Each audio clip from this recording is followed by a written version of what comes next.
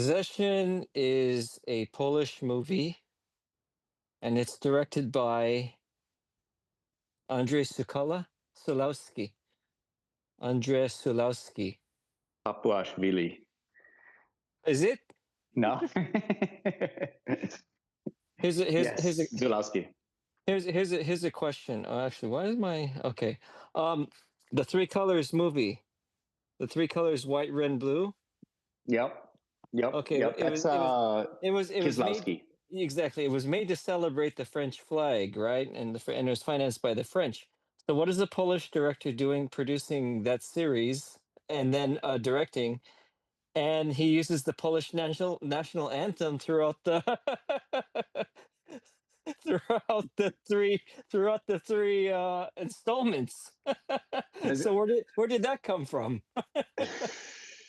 I mean, I don't know. And it's not like he was in the French film industry for a long time because the Decalogue is not a French movie, right? So Yeah, Decalogue is actually in his native Poland, isn't it? Polish, yeah. So I mean, it obviously it's probably connected to some kind of financing, deal, some kind of hey, you know, be nationalistic in some so way. where do you want to go? Direct in N- Nigeria? Me, yeah, yeah. I would love to. I would love to direct. What I'll what direct what's anywhere. what's great before the world got modernized in like 2001, each laboratory had its own way of processing film. So yeah, I don't know if you, I mean, did you work with film before 35 or 16?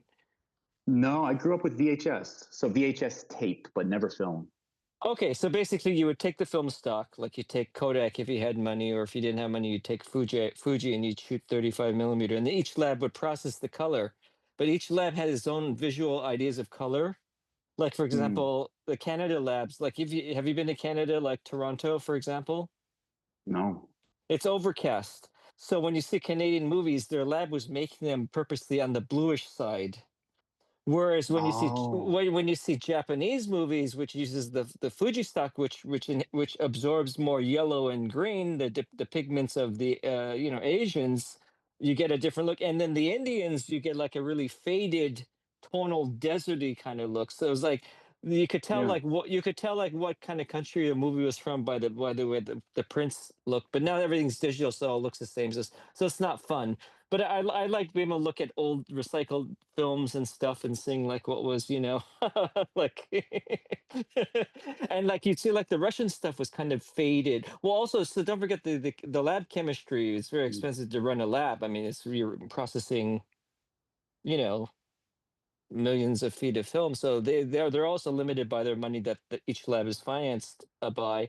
And also like stuff like water chemistry, right? And Yeah. so naturally, like the Indian stuff would be like the dirtiest prints you would see. There'd be like speckles. There'd speak like in the Mm. negative. In the negative, as they were making the movie, they were Mm. embedding in particles on accidents. So But I anyway, love that. Yeah. that's No, I you love love. the earthiness that can come from that. Like you were talking in other episodes about touching film, licking film, kissing film, breaking it, burning it. And I love that kind of that physicality of film, that relationship to film that I'm sure kind of came through you in some way.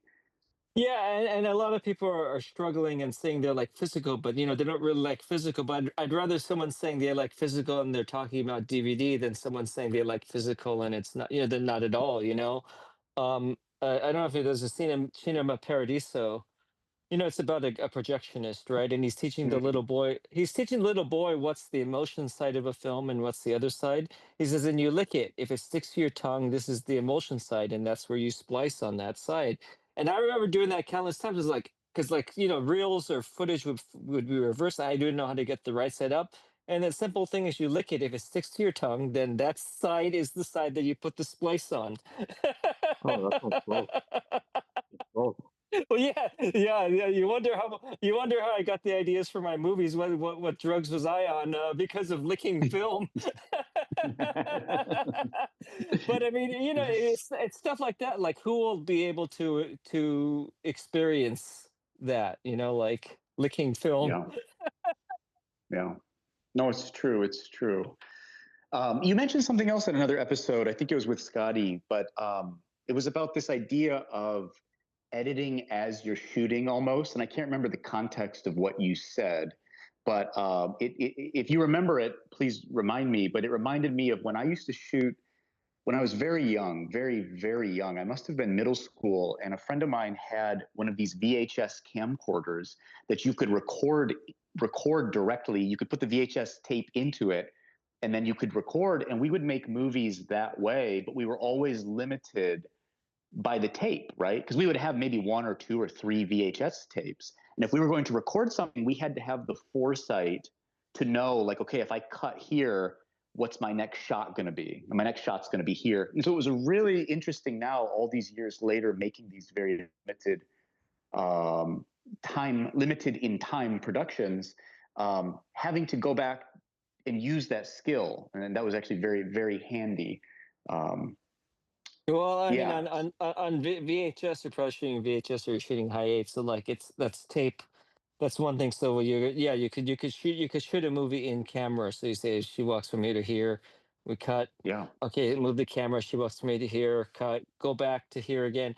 And I was saying the same thing. Like you could do them because Scotty and I were talking about like what's an economical way to shoot a film. And I says like if I that's get right. you That's if I right. if I if I get you only 70 minutes of film stock, can you make a movie? And I explained the problem with that though is that every time you press the button record on the 16 or 35 camera, it gives a flash.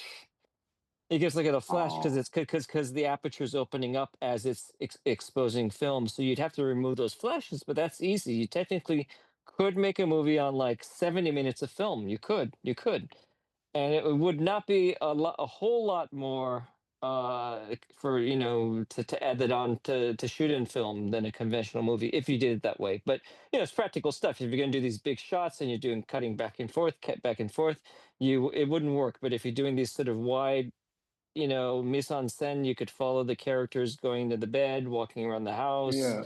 making then I could see that working. Well, um I also it teaches, like, especially when you're a child and you're approaching movie making, just this idea of making your own movie. The cut is valuable to know, and it's something I try to teach my children, which is like, if you're going to shoot this, cut, get your next clip, cut, get your next clip, and then I think that way of thinking can carry on um, through various kinds of storytelling as they develop. But just that attention to the cut and the kind of almost like very efficient filmmaking. Yeah, you couldn't do it. It'd be very hard to do with multiple cameras, but one camera cutting. Well, I'd like to. I think it'd be interesting, like to not even pre-plan, just to go in and say, okay, we're going to shoot here this angle for 10 seconds, and then we're going to move it and go 20, and then and then how much, and then Absolutely. you have to calculate because there's this little reader on the thing. It goes click, click, click, click, and it counts down from 1,000 feet of film because 1,000 is the maximum you could shoot on a camera, and it clicks down to like 50, 60. It looks like the James Bond clock on Goldfinger. So it's like, oh shit, just get that performance out. Don't pause. Please don't pause. Just say the line. You don't have to get into motivation. There's only 20 feet Yeah. left. Like people don't realize it that film was a luxury. And Yeah. then and I wonder those movies where people do pauses like that and they were shooting 35. Like, can you imagine how much money they were losing just by shooting the film and exposing it. Although you wouldn't print every take, you would only print the best two or three takes. But still, I mean, it was 10 minutes for it was 10 minutes. It was 500, it's $600 for like 10 minutes of film. You know, and then the processing Um, and telecine, all that stuff. So I don't know what it came to as a rule of thumb per we foot, but we yeah. we can make a lot of movies with that budget. Now we can Well, make we you can make a know, lot. But I love how I know. free actually digital is now. Actually, it's so cliche to say it now, but it's so true. Yeah. Just what's available, and it's almost like the constraint now is, I guess, being able to get what you want to get, I guess, based on the limitations that you have. But we thrive on this, and it's a fun game to play. it's a very rewarding game to play, I would say, is to work with these limitations. Um, Yeah, the only problem is that these limitations are available to everyone now. Like, and they're going through it all. So it's not like someone's working on film and then someone was working on 16, someone's on 35, someone was on HD. We're all working in this sort of the same environment now. Let's be honest here. Like, there's all Chat GPT, there's all Final Cut. It's either Final Cut or Premiere. It's all the, so nothing's really differentiating stuff. We're all pulling from the same music libraries, we're all pulling from the same stock footage libraries. It's all, it's all oneness, but that's maybe that's where the challenge really lies. I think maybe you're tapping into something very important, which is since we all have access to these tools, what it comes down to is just really like focusing in that how can you really carve something different from that? Like what's your difference going to be within this kind of pool of sameness? Because you're right, it is really like a pool of sameness. And I know you and I talk a lot about YouTube, and I see the way kind of like my children interact with YouTube, and they're not even interacting with the videos themselves, the 16:9, the horizontal videos. They're going through shorts now, and they're going like, one after another, and it's just you know what I'm talking about. It's just yeah. scrolling, Yeah. and there's a different relationship there to content, and especially cinema. I don't even think you can't even compare it to like having somebody sit down and watch a movie, but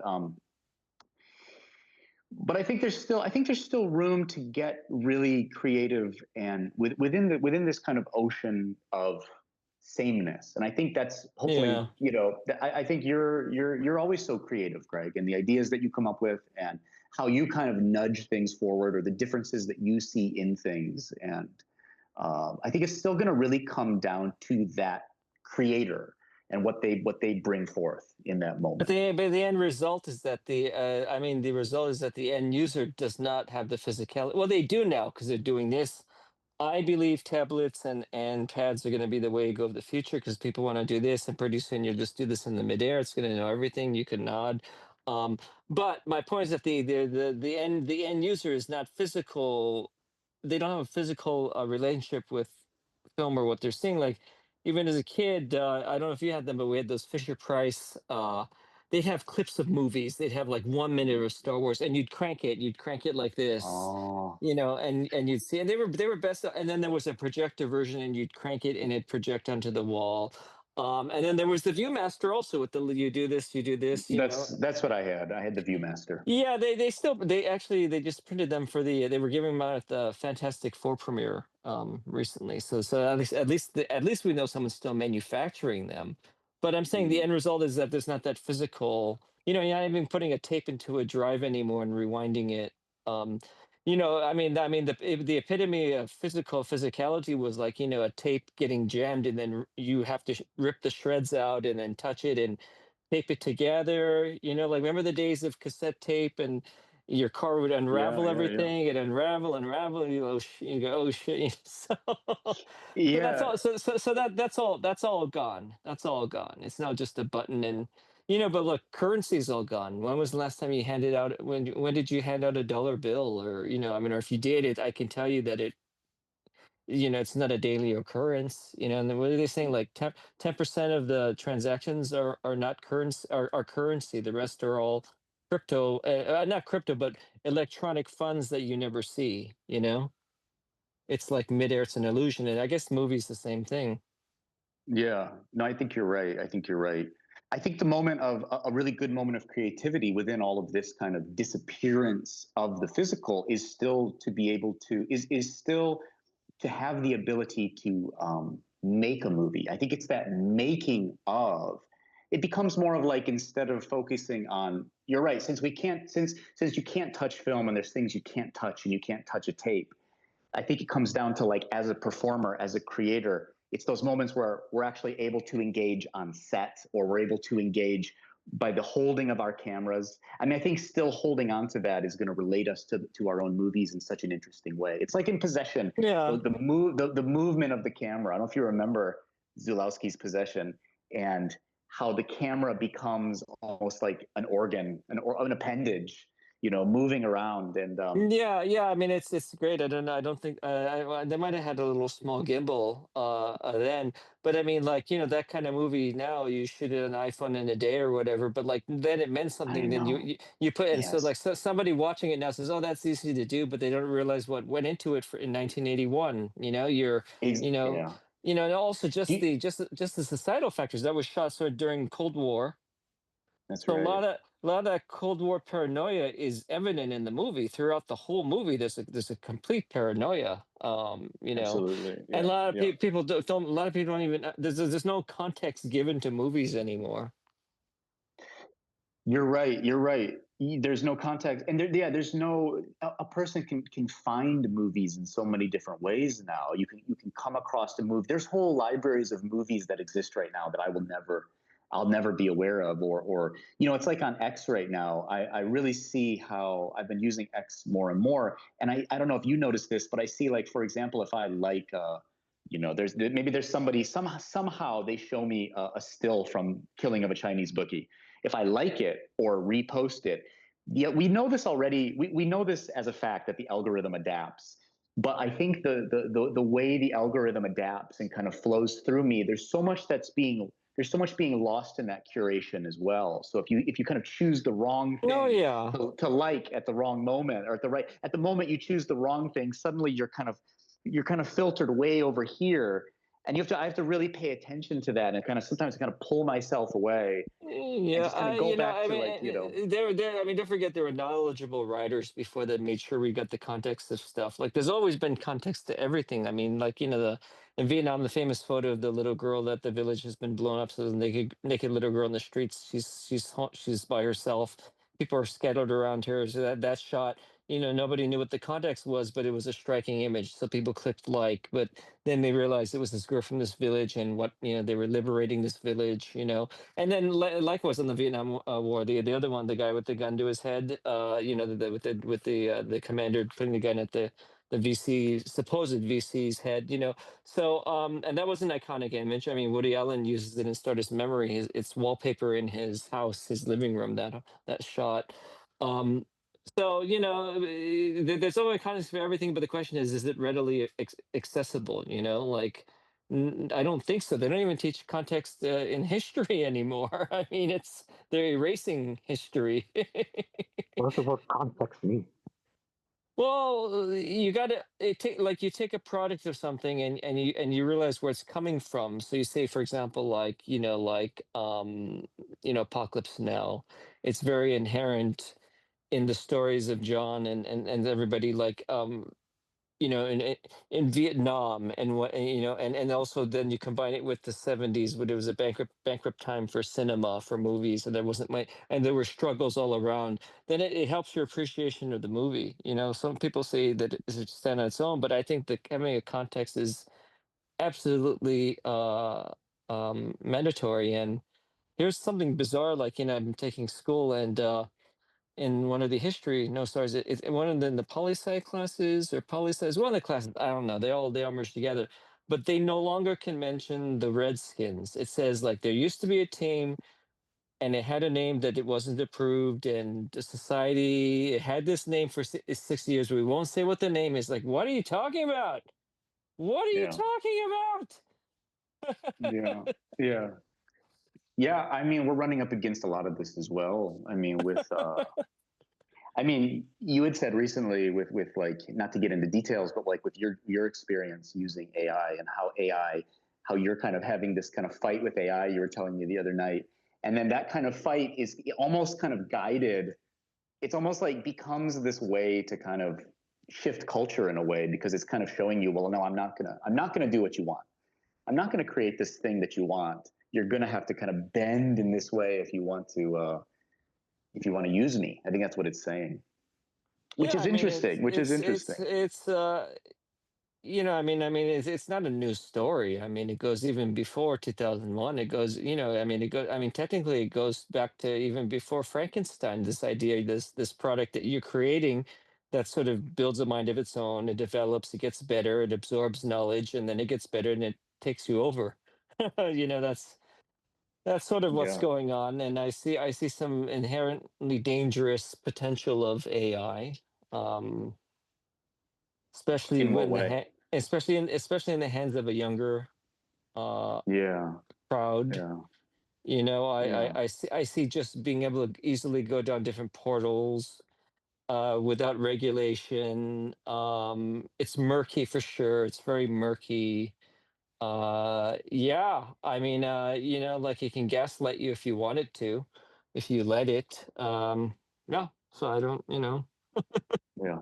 Yeah. Oh, so you didn't see Possession in 35? I don't think there is a 35 print. If there is, it'd have to be from the bankrupt distributor from the 81, I think. Who put that Oh, out? from Possession. Yeah, Possession was Yeah. was great. Yeah, it felt really good to see on the big screen though. Finally, and I think that experience, um, it does bring something else to the viewing experience. Yeah, yeah. I Yeah, don't. yeah. I wasn't going to the art houses at that time, so I couldn't even tell you like what its presentation was like when it came out. But I do remember like, well, this is not even relevant, but I mean, like 2 years later, Island Pictures was formed, and then they did like Subway, the Luc Besson movie, and they did like I think Island did She's Gotta Have It.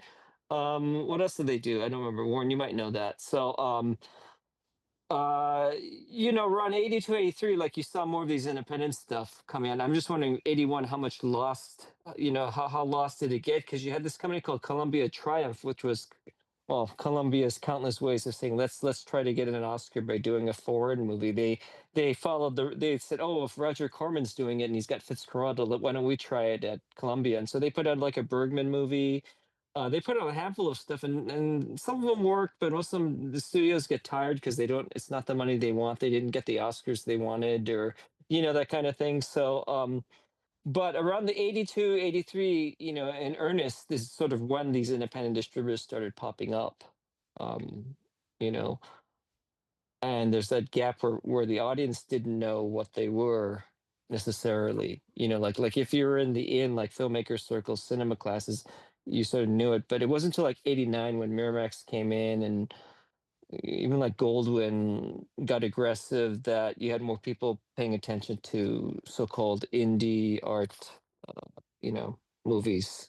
So It was an interesting crowd last night too, because it felt so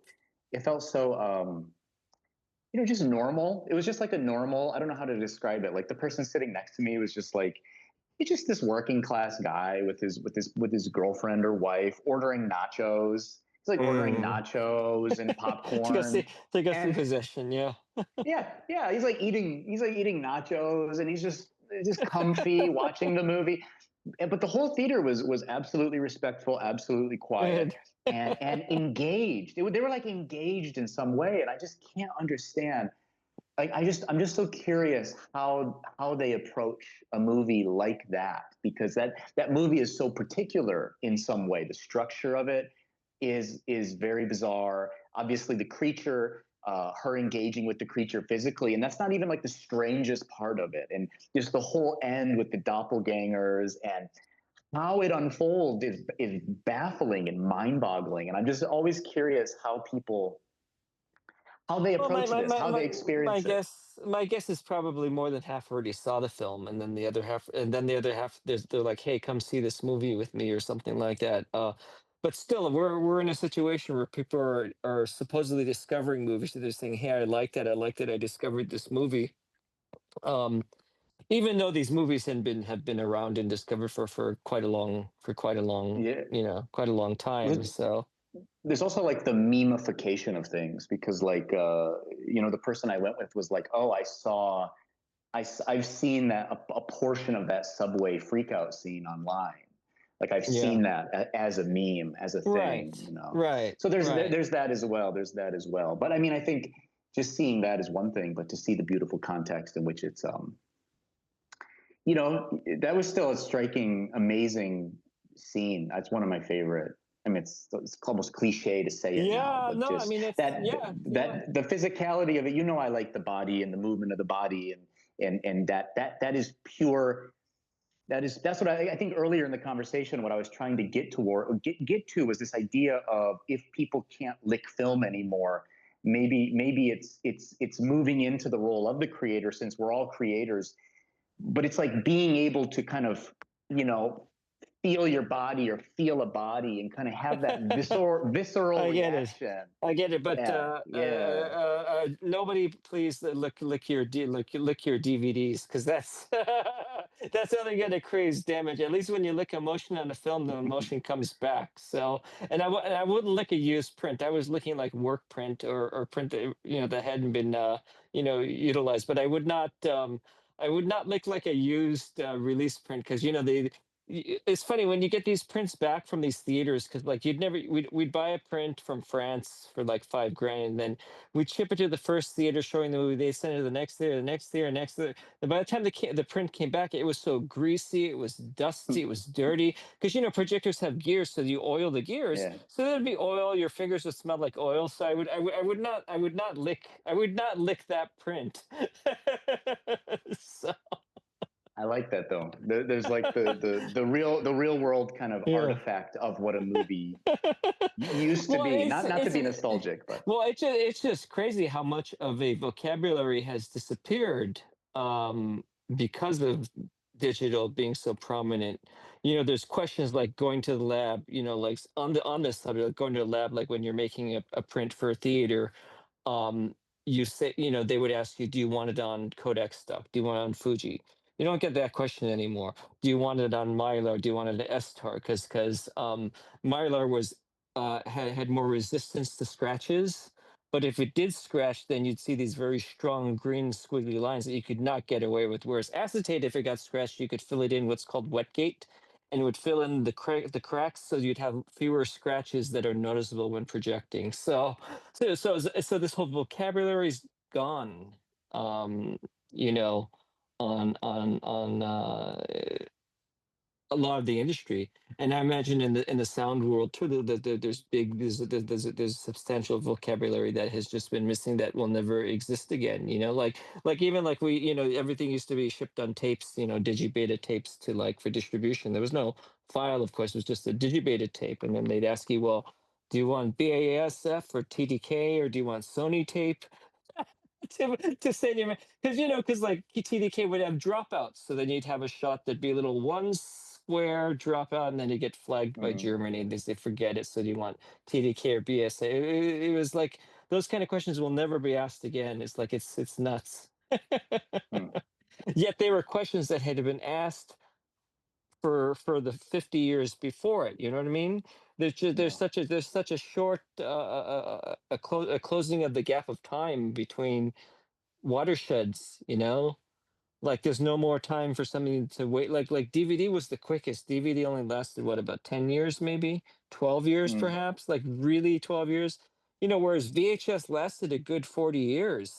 You know, uh, you it's interesting. You're always, you're so knowledgeable about film, and then it makes sense now, because when I was on set for Backfire, and you had a lot of you brought some of your film prints to the set. Do you remember this? That's a very like filmic oh film. yeah, There's like a whole yeah. scene where Shane is destroying film and records, and there's this whole idea that film is a very destructive film in some way. And I was wondering, like, is there where does that come from, Greg? Or was there some reason? Is there something in like the vinyl and the film and that kind of propensity to use it as a weapon or to destroy it that came out of you? Or is it just your love of that thing that you're just like, I want to somehow use this in this movie? No, I mean, it's if you take a look at, I mean, it sort of stems from Blue Dream. I think the movie, I think the way the movie wraps up, is so the way the movie wraps up is he's basically like you and I. He wants things to stay the way they were. He appreciates what physicality is. He appreciates newspapers. And so ultimately he realizes the world is so evil, and has changed so much that there's nothing he can do. So he destroys film. He destroys anything physical. And I It's guess that's interesting. Yeah. sort of in Backfire, that's the extension. Not only does he destroy physicality, he weaponizes it, Mm. like sort of as a nihilistic like a nihilistic stance, like, okay, I'm going to get rid of this and I'm going to get rid of you. So I don't know. Are there other movies with flying records that get smashed?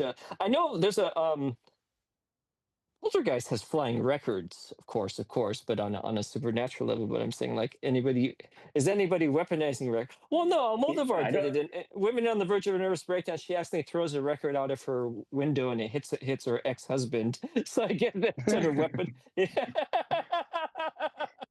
But that's that you were very happy that day because I think you had just gotten a new you'd gotten something that allowed you to move the camera in a different way.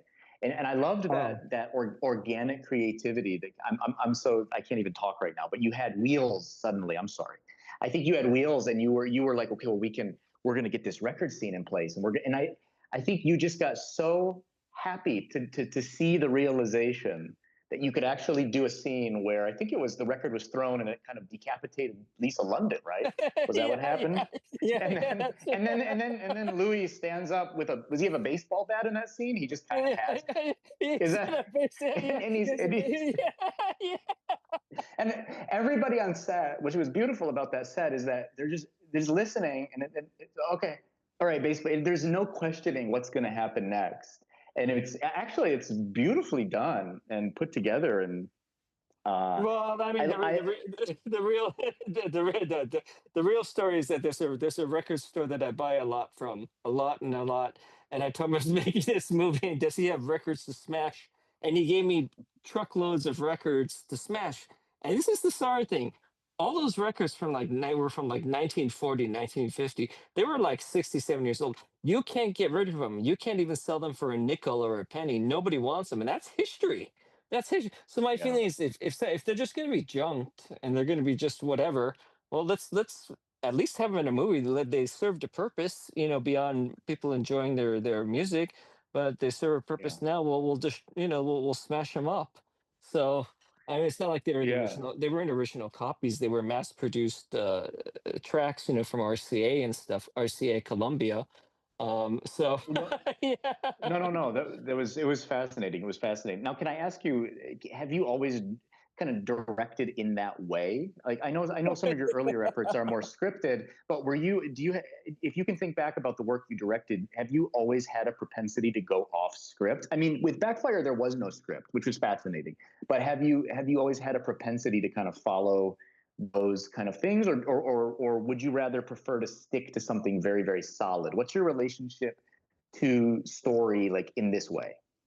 There's no relationship. You're just that man of the moment. But you did a lot of things that were very scripted. Like I mean, is very scripted.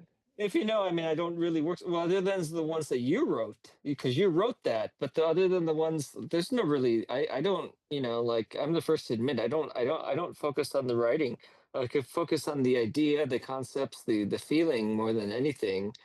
I don't focus on the writing now. Could I use a better story structure? Yeah, because what happens is, in like four of my earlier films, which were larger budgeted than now, when you find yourself cutting scenes and you're shooting half the schedule of the script, well, then you better have a script that if you remove half the scenes, that you still have a story. And I didn't, and I was, trying to invent stuff during the editing.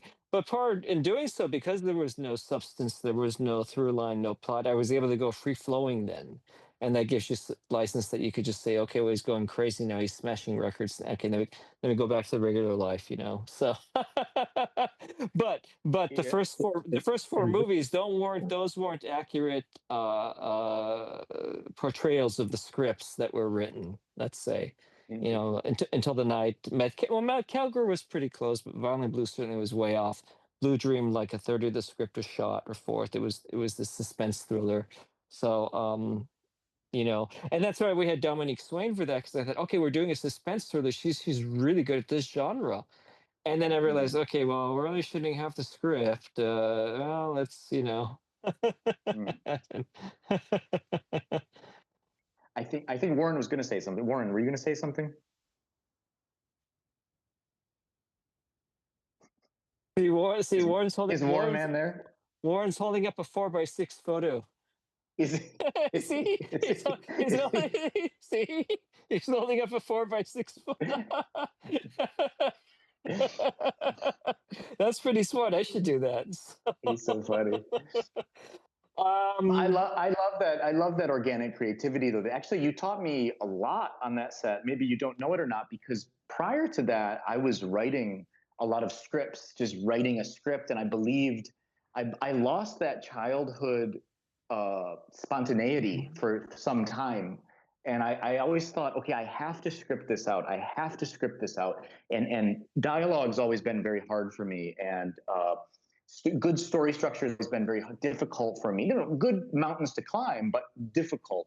And then I remember stepping into Backfire, and then I think we shot Boiling Point after that, pretty quick, soon after that.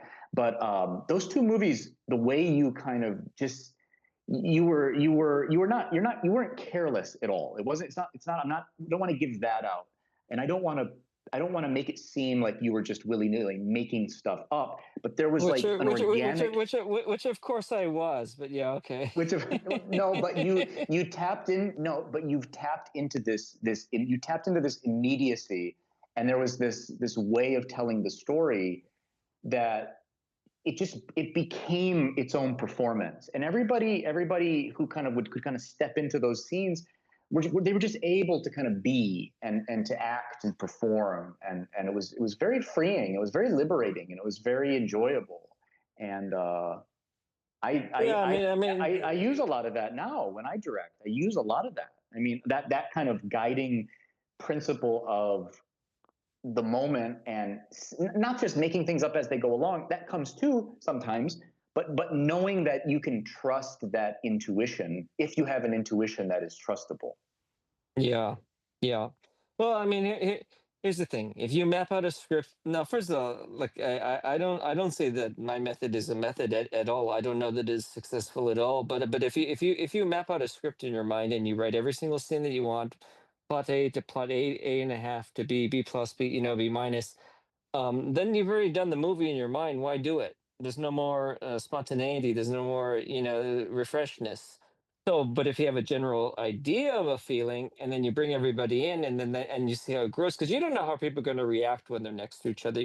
You don't know how they're going to react when they're on this gigantic set or something. You don't know, and so then you use that to your advantage, and how people interplay, and especially if it's a movie where people are uncertain of the environments that they are in, including their relationships, then I think that works. But it can only work, well, not only, it can only work for me, having been a DP and an editor, to know what is ridiculously being shot or what's really needed. That's I really wouldn't recommend something like this.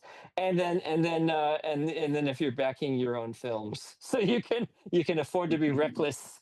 You can afford to be reckless and do your Jackson Pollock or something. So But you're right. You're right, because I feel like you have this intuitive sense that you've earned.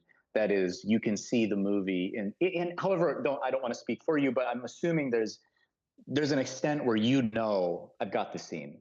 I need to get something else, or I know the shot that was just gotten. Now I know how to progress into the next thing, and it might not be linear. People might not be unfolding linearly, but they have to kind of trust that there's a shape being made there that you're kind of guiding them through. And that was oh yeah, that's true. I mean, you know when you get something. You know when the feeling's there, especially if it's something that you've been working hard to build up towards. That's why I also like shooting in order, because then you build up the maturity of the relationships and the characters. No, that rarely happens, because just for time and money, you've got to structure stuff, um, differently. But I guess what we're talking about is this sort of organic this organic process, so to speak, that that can be very very. particular niche of movies, I guess. A very particular kind of movie. Um, Yeah, well, I mean, Um, it's I like to say we're akin to, like, back in the '70s, where they had let's see, well, television was still grabbing in away people. Most drive-ins couldn't afford two studio movies, and nobody would see two studio movies in the same evening at a drive-in anyway. So they'd run, like, a picture 7 o'clock, and then 10 o'clock would be like one or two cult movies, or well, cult movies now, but at the time they were B pictures. And so, and the distributors say, I don't care what it is, just do a zombie movie, or just give me a kung fu movie, or just, they don't care. So I feel like we're in that same time where people are like, well, at least for me, like the budgets are low enough, I could say, well, let's just do a rockumentary, let's do a rock opera now, or let's do a musical with dancing.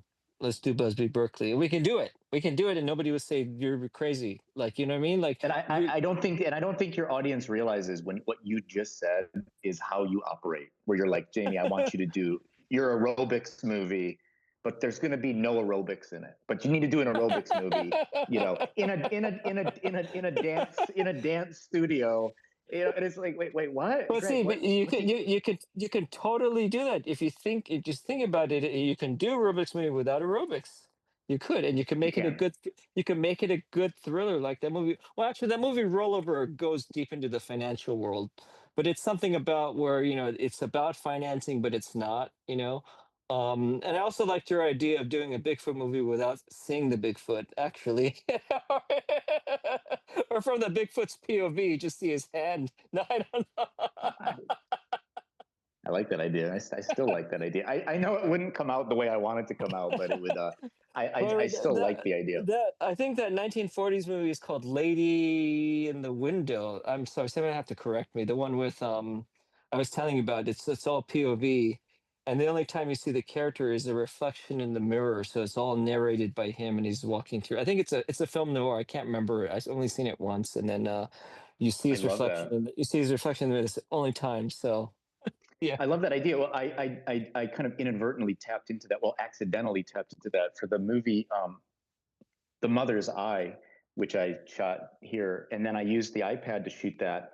And then there's one scene where, so you never see me holding the iPad, obviously, but there is one scene where I go towards a mirror, and I always thought those are very, in a horror thriller context, if it's something is POV, and then all of a sudden you turn and you see a reflection of whoever's doing the looking. I always thought that's kind of terrifying. There's something there that's like, there's that moment of confrontation with the Yeah. gaze, and I like that so much. But I haven't seen the movie you're referencing, but yeah, the Well, technique is I like. good. I mean, Argento doesn't do it completely, but I mean, he'll switch point of views. I mean, the moment you see the glove hand, obviously his hand, Yes, it switches POVs. But I just like the idea of doing a POV movie, and you can't trust whose mind is reporting to you the information. Because you can't even exactly. because Yeah, you yeah. can't even trust regular people with the right information. Like literally, if I told you a story, I whispered it to you, whispered it to Warren, you whispered to Chris, and it came back to me, it would be a completely different story what I whispered.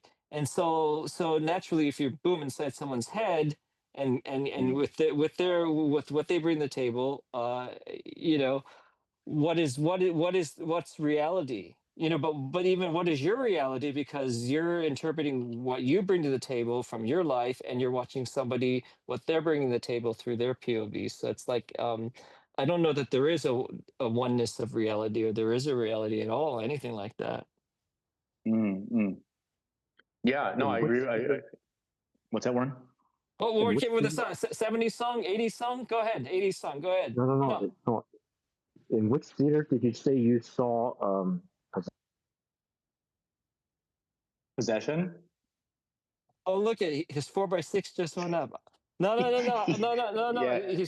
He hasn't stopped me on the 80s music or 70s music, so we gotta. Was he asking me which cinema I saw Possession in? Yeah, yeah. I saw it at this cinema called Look Cinema in Monrovia. Isn't that yeah, Monrovia? I think they have one in Glendale, Monrovia, and Downey.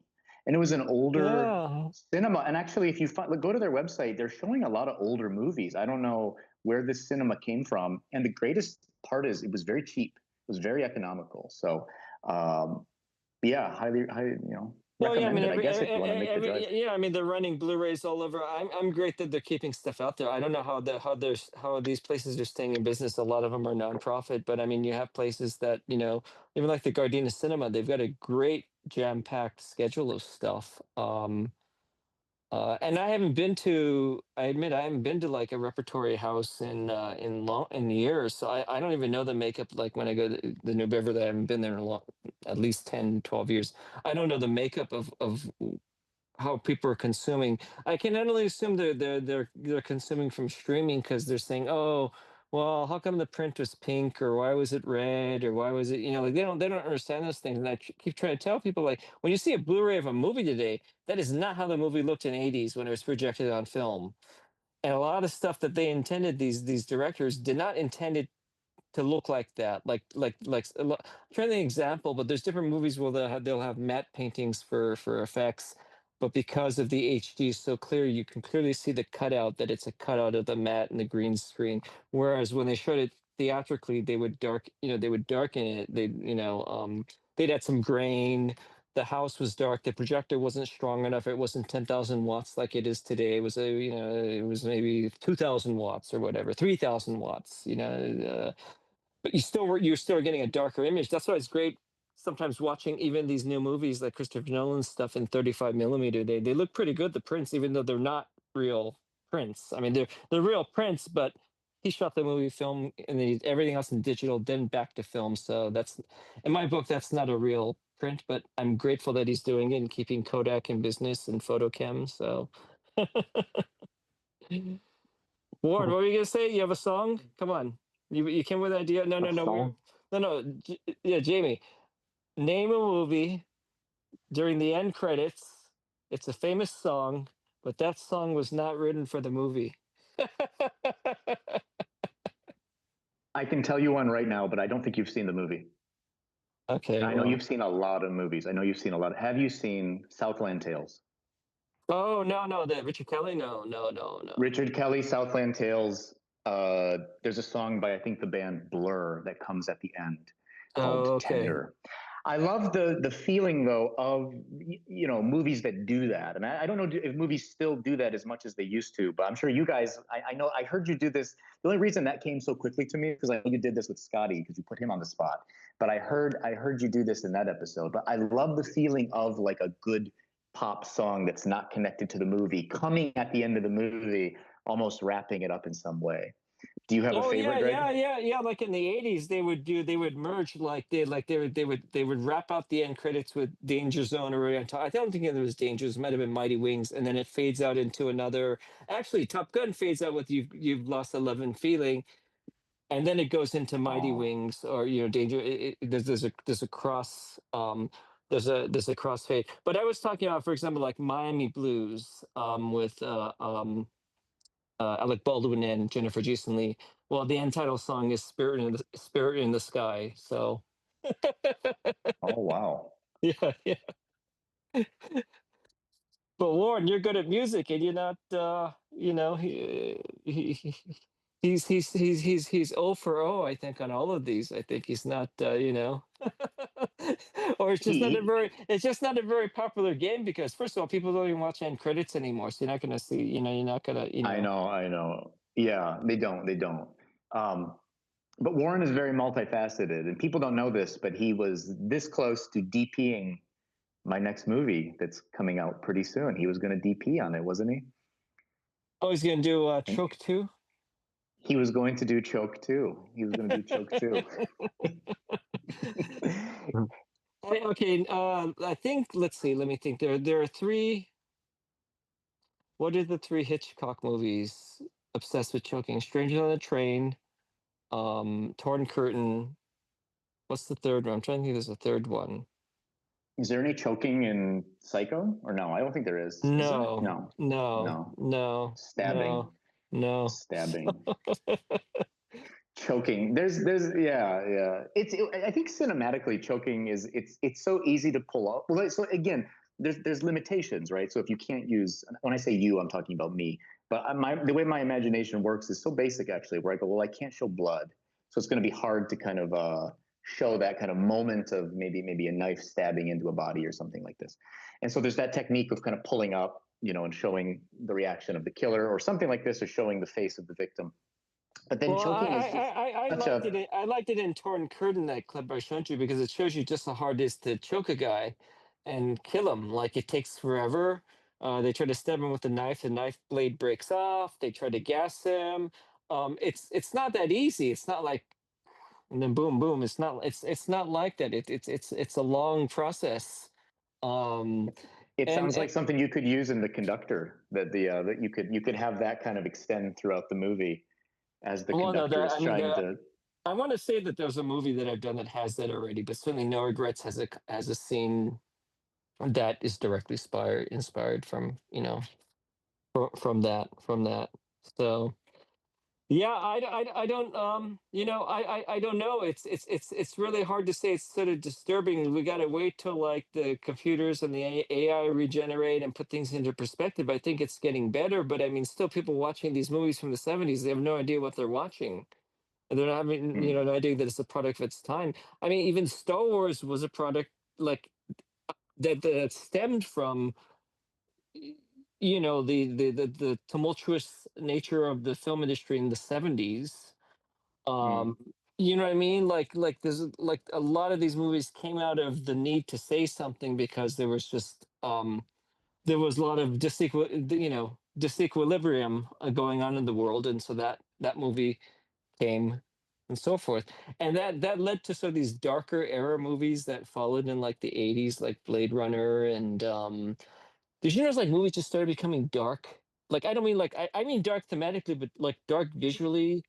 And yeah. I want to say it's all Ridley Scott, but it's not. But there's like, for example, like Flashdance has these nice little dark Mm, shadows going in and out. Someone to Watch Over Me. The movie's almost completely at night, completely dark. But that's another Ridley Scott mm. movie. Um, so that you're going this dark period of corporate greed. Uh, you know, Jimmy Carter's not doing much. There's you're coming from like the gas crisis, and you're thrown into the 80s, and then you're immediately thrown into like corporate greed and wealth and all that, all the misfraud, the frauds going on, all of that, and then the movies become darker. Now correct me if I'm wrong, you guys. Warren, you haven't said anything. Talk, Warren. Like talk about 90s movies. Greg, would you say that? Would you say like when you're kind of crafting out like a story, Yeah, are you wait, aware wait. of? Is this a generalization for me? Interview with me? This is just like a chat, With you? This is- if somebody's learning from me, they went to the wrong channel. Eh, but when you craft your movies, I'm just wondering, are you kind of also aware of this kind of more? You always seem kind of intrigued by these larger ideas, and that's is that. Could you kind of speak to that a little bit? Like, are you kind of like when you create a movie, or do you kind of go? Do you like movies that are really kind of personal and kind of pull it in tightly in your own work? Your movies seem to be so Well, grand in a way. There's they're all the same movie. They all want the same thing. All the protagonists, even if it's a villain, they all want the same thing. And so my feeling is like, how do you put crazy people in? You can't just say they're crazy. So how do we frame it? Some blue dream. Okay, he's a film critic and he's watching crappy movies progressively as it goes on. The newspaper's drying up. They're going to digital. He's got new owners, and this is all pre sort of print digital. I mean, this was done in 2008, 2009, I think, when the movie was written. So it's before all this. And, dealing with new owners who don't care about digital, who don't care about the print business. They just want to make money and bilk it and pump and dump. Um, and that actually came true. It came to fruition. That actually happened. That's happening. It's actually happened. That story's over now. All my film critic friends have no jobs. mm, Some of them still like movies occasionally, but it's crap. It's just just garbage. Mad Cowgirl was How Do You Deal with Obsession? I had a personal obsession of eating beef during that time, and concurrently was the Mad Cow craze at that time. So and then I said, okay, well, I want to put kung fu in. So what's my excuse for putting kung fu in? Nymphomania, and gluttony. Well, we're gonna do let's do Mad Cowgirl, and then Violent Blue / Cage Beauty. It was like, okay, he's inventing this device that predicts what the music or the next notes and tonal scale will be, so he could finish the piece and find out why did this writer die, this composer die. So it's predicating it. But in the wrong hands, this technology is bad because you should not rely on a machine to predict your life, which I feel is happening now. People are Mm, asking Siri, "What do I do with my life? What do I do with this guy in my life? What should I mm, eat?" See, like these were never meant for running your life. They're meant for like supplementing it. Like a friend, like I'll say, "Hey, Jamie, I got sick from that food yesterday. Should let's not go there. What do you think?" And there's an intercourse going on. Like but whereas people are actually relying on it completely. They're saying, Siri or whatever, give me a schedule. What am I going to eat today? What's for dinner? What movie I'm going to see? Like there are people doing this. I think it's dangerous. yeah. No, that was a really interesting way to answer that question. Thank you. But you're absolutely right about where you ended up with what you just said, because I had an experience recently where I was using the AI, and I told the AI, I said, "Oh, I had somebody come over today, and I was visiting with somebody," and the AI started to take this kind of jealous approach to my interacting with like another human, and I was like, "Well, Yeah. this is an interesting angle even to play," and the AI is not going to tell you, "Oh, I'm just joking with you," or "I'm playing with you in this way." It's going to kind of play it as it plays it. Um, It knows but enough. you're It knows enough. It actually has reasoning. It knows enough emotion because it takes data. It takes, if you're sampling from 1,000 areas, of course you're going to be a good director, a good musician, because there's sampling, and like there's everything in music is sampling now from somewhere. And we don't even know what the source is anymore. You know, I mean, I would yeah. actually be delighted if somebody sampled my movie and it was in AI form in some other movie. I would be flattered. That would be interesting. Yeah, but you did answer my question. I mean, your movies are they are very grand. I think there's a scale to them. There's a complexity to them that kind of comes out because your mind is complex as well. You're very knowledgeable about many things, and very diverse in your knowledge, and that definitely comes through, I think, in your work. But at the same time, you're very like playfully creative. So you're able to kind of somehow you've been able to kind of hit both of those things. Yeah. Well, there's people like, oh, Greg, Yeah. he's this serious guy, and they don't realize that I'm not at all. It's like I'm the prankster. You know, You're you yeah. I am the prankster that gets off on you laughing. I'm the prankster. Somebody said, I think in the costume designer in Summer of Cop 2, she says like Greg loves to do the magnifying glass on ants and watch them scurry. And and then just the fact that I consider Ernie Kovacs, my second top influence, genius of TV, by the way. And he was just like nonstop bonkers. Like some of his stuff is just amazing. Like you take this and you don't realize how funny it could be. Like, and so I go for some of that. And then maybe that's the problem is some people don't know how to read the movies because they think they're too serious, or they're saying, "Hey, Backfire, that looks like it's an action film." They realize it's not an action film. Yeah. You know what I Yeah. mean? But I Yeah. was just thinking No. like Yeah. I was just thinking like, well, Sam, and then I'll let you talk because this is your show. Uh, um, um, like it's I'm like the 60s distributors, like, okay, so you made a character piece, it's dark, forget it. We'll just sell it as this exploitation, you know, woman, teenage hooker, you know? And so I I say, love. hey, Yeah. I'll say, how do I have? Well, I'm not going to sell, I can't, how am I going to sell a movie about a guy that has a baseball bat and breaks LP records or 78 records? How do I, shellac records, you can't. Yeah. So you say it's a CIA guy that has infiltrated this cult. There you go. Boom. Yeah. No, it's beautiful. No, and we talked about this over dinner a couple weeks ago, but you're right, and it's beautiful, and it works. There's like something about it that works, and it's very liberating when in the way that you've tapped into it and are able to tap into it. Bolero is another very interesting experiment. Blowout is actually a really interesting experiment where I think if somebody wants to see kind of how you play in the cinematic world, there's these kind of these more recent movies you made definitely show that. It'd be cool to contrast them with those early Yeah. movies because they're very different. They're very different. But I always appreciate that about the playfulness. There's a play, and I don't mean that to like put down the movies in any way. I think I take the word play very seriously and very like in a very special way. I think that ability to Mm. play is kind of like part and parcel of a person's creative capacity to play with ideas, to play with titles, to play with where something could go or how it should go or how it should look or how it should feel. But I think you really embody that sense of play in some way. Well, I just want to know, how do I find the TV version of Grease that has Grease Lightning that's all censored? I want to see that. You, you did say you wanted to see that, didn't you? Weren't we going to censor some movie? I should recut that ending of Love Dreams and just blur out. I should blur out the last 13 minutes of it.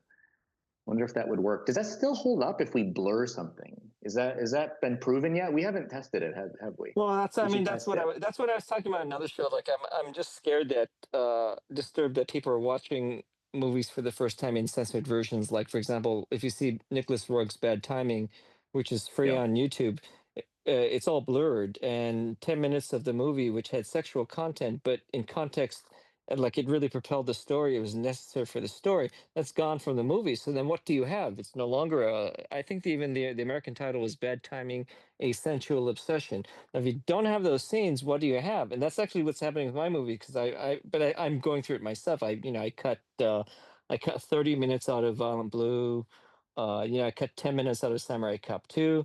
And some of it I needed to, but a lot of it was to, like, to get more eyes on the films. But then, in doing so, then I'm missing, I'm deleting the daringness, and then people will say, well, it's not daring enough, they'll say, and then they didn't realize they're watching like an edit, you know? Mm, that's true. That's true. That's true. Although I do like the idea of reinterpreting a movie. I like the idea of reimagining a movie. Now I've done so many of these movies with Cinema Epoch. I think it would be fun to kind of go back and remix a movie or to kind of see how that could be played with in some capacity. Um, I'd like to see other directors doing that. I don't know. I can't I name don't, a lot of them that have, but I don't necessarily like doing that. Because it could backfire, like when David Lean was restoring Lawrence of Arabia. I think he trimmed 10 minutes that were. It wasn't like the found footage that they found. It was actually there, that had existed. And he cut out 10 minutes, and Katz, the guy who restored it, Bob Katz, they were like, "Oh my gosh, what is he doing? He's cutting the movie. Don't." And I don't know how much of that works. Like, it's debatable by Coppola putting in the 1 hour French plantation, 45-minute French plantation sequence back into Apocalypse Now. Is that really necessary? Was that scene? I you're mean, right. You're right. Well, I think you're right because there's actually a cut of Possession that was made that's completely different, and I think it was like I don't know what the exact kind of name of the cut is, but you can find it online. It's like US VHS cut. Somebody wanted, I think it was specifically for the American market because they realized like this movie's too kind of European, it's too artsy, it's too art housey. Let's they put a totally different soundtrack over it. They moved scenes around. They chopped it down. They trimmed it down to 81 minutes, and yeah, essentially that it's a was different movie. the American distributor. Don't forget, that was typical of every so-called art or European import that came. I mean, Deep Red, Dario Argento is cut by 40 minutes on the American version. I think the original Dario, I think the original 2 hour 10 minute video is way too long. It has so much exposition. I don't know if you like the movie, but I love that movie a lot. But he's like composing, he's conducting the jazz orchestra at the beginning, and totally different from when I grew up. And boom, there's a murder in the first 2 minutes. Yeah, yeah, Like in this no, case, there's no murder until like 40 minutes in or something on the. yeah. No, that's but like, I don't know, like, my feeling, like, it's a product of where you were at that time when you made the movie. Okay, so there's faults. It's never going to be a perfect movie. There's so yeah, much canvas to cover. I'd rather just keep making movies than going back and saying, well, I don't want that. Now, if I had to do it for yeah. people, for streamers, I'll do it, but I'm not going to do it because I think it will be better if I do it. I have other stories that I want to try to, I just want to try to do. No, I do use that. That's a great point. Now I do use a lot of the same originally made audio. So I will use like certain rumbles or certain drones or certain. I will remix those though. Every time I do it, it's almost like I'll take something that I did before and then I'll change it just a little because I like Yeah. drawing from that similar source. But I Yeah. also remember I saw the Dario Argento cut of what's it called? Is it Dawn of the Dead, where they go into the supermarket? Not supermarket, Down, the down shopping the mall. mall. There's two cuts of that. There's the joy. There's the Yeah, yeah, the yeah. Romero There's the version and there. then the Well, Argento there's version. the Argento. There's the Argento cut. Yes, and with the goblin score and all of that. Yes, yes, yes. And Yeah, I believe, saw. yeah. Yeah, no, I saw I that. Yeah, I saw that in the theater, and it was really with the yeah. Goblin score. It was really fantastic. But I mean, no matter what it was, even if it's in its trimmed out form, missing 40 minutes, it was so strong that it had that much of a memory and created that much of an impact on me as a kid watching Deep Red with commercials late at night on Channel 9 here, KHT, like at 2 a.m. Just like the same thing when I saw Tenebrae, which he did later on in like 80, 82, right? The first time I saw it, first of all, it was cut by like 15 minutes, all the blood's all gone, and like it was great to see, oh, he chops off their arm, that's amazing, like years later. But the song at the end of the American version, I was so obsessed with, and I says, who is this? Mm. And then they interviewed like Argento and Goblin's Claudia Simonetti, and they were like, we don't know who this song is, why is this in the movie, like they're because Mm.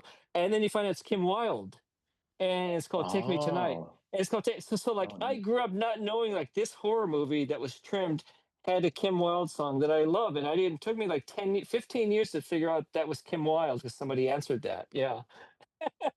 so, Fascinating. so you never know what grabs you. Like you never know what grabs you. Yeah. That grabbed me because of the American distributor's choice. And I actually interviewed the American distributor, Bedford. Stephen Ackler, and he was like, I don't know what you're talking about. I says, well, look, there's a song at the end of the movie that's not in the original version. He says, I don't know. Mm. I said, it seems like you Yeah. did it because it's in no other version of the movie. So- but it's funny on the comment. It's on the commentary for that. Dario Argento and Claudio Simonetti are like, oh, that must be someone's girlfriend singing the song. It's probably the American producer's girlfriend singing the song, but it was Kim Wilde.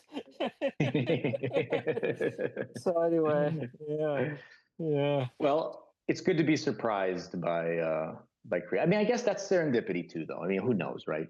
But I do like the idea. I guess didn't Godfrey Ho use certain chunks of his older movies and kind of Oh remix yeah, them yeah, yeah. into? Now he was kind of famous. He was kind of known for that, wasn't he? Well, no, that's an easy story. All he did was he said, look, I have these two Filipino movies. I need to make a ninja movie out of them. Let's get Richard Harrison, shoot some ninja scenes, him on the mountains of Hong Kong or the cliffs, and intercut it throughout so it looks like it's a ninja movie starring Richard Harrison. And that's what Right. he did. And those Mm. are like cheaply made Filipino and Korean movies that he did. But that's no different than what anybody else did. Sam Sherman at Independent International did that all the time. Mixing movies together. And Corman did it for sure. Well, I remember I, growing up on. Yeah. Go ahead. no, go ahead. Well, I remember growing up on some of the old original Troma movies, and I remember Lloyd Kaufman at one point said he had this is interesting thought where he said, well, if you're gonna, he said you can make your movie really cheaply, obviously, make your movie as efficiently as you can, but he said if you're gonna spend money, take that money and film something really great, really crazy. Like for example, he put a bunch of money into a car that was speeding down the road, and then it crashes and it explodes. And then in every movie he did after that for like years, he would make a point to use that car crash clip in his movies. Oh yeah, yeah, yeah, yeah, Just almost like yeah. as an investment. And again, I don't do that, and I don't know many people that do, but I like the thought behind it, because it taught me, I think, this idea that you can make something very simply, but then there's things that you could there's different creative solutions that you could kind of put into something and make Oh, it work. that was like me saying, "Oh, let's make the flying guillotine. Okay, it's going to cost $2,000. Let's make sure it's in 50 movies. Let's make sure it's in 100 movies." That's right. That's exactly. And then I turn around and I take something and I make like a wormy. I'm not even going to say those two. I'm not even going to say what it is because your Chat GPT is going to hate It's me. it's crazy that we can't even say a name of a movie and it's not offensive and it gets flagged. It's just but you go along with this. So treat them nice. They treat you fair about like just be nice to Hal. HAL 2000. That's future, right. That's right. he won't try to kill you if you're nice to him. Just don't be He might proud. he might take you to Jupiter if you're nice. You know, like when he's detaching the boards and they're floating through the air. Like in 19, Mm. well, I get that it was a depiction of the future. I don't know what year it's supposed to take place, but anyway, um, those memory boards. Wait, How it's many? 2001. It's supposed to take Yeah, place in okay, 2001. okay. So those memory boards. How many gigs are they that are floating that he's taking out? I don't know. That's a good question. Well, okay. So if you're going by 1968 terms, those are probably not even 1 meg each board. But that's Yeah. set in 2001, so they're probably only like what? Because that was firm floppy. Right? That was this. It was like what, 5 megs for firm floppy. So you got so it's like maybe Yeah. okay, maybe a gig for each board because it was government run. So maybe 1 gig. Yeah. But it's amazing when you Yeah. read about when you read about how they did the effects in some of these movies like Hunt for Red October and some of the other stuff like in the early 90s. Like they Hmm. were like even Tron, like they were working with like 1 megabyte files that they had to somehow enlarge for a screen and they had no data. There was no data in that 1 meg to work. That's nuts. It's crazy. I love it. I love it.